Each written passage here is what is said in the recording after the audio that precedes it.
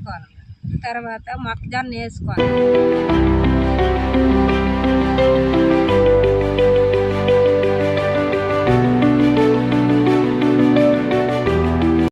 సేంద్రీయ వ్యవసాయం గెత్తము జల్లుకుంటాను. ఈ గెత్తం వేసుకున్న తర్వాత భూమి కూడా బాగుంది. భూమి మంచి లాభమే వస్తుంది.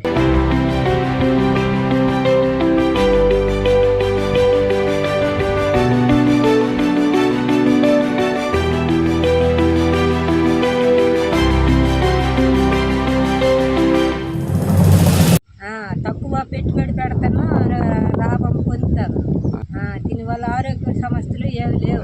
నా కుటుంబం కూడా చాలా సంతోషంగా ఉన్నాం. అందరూ కూడా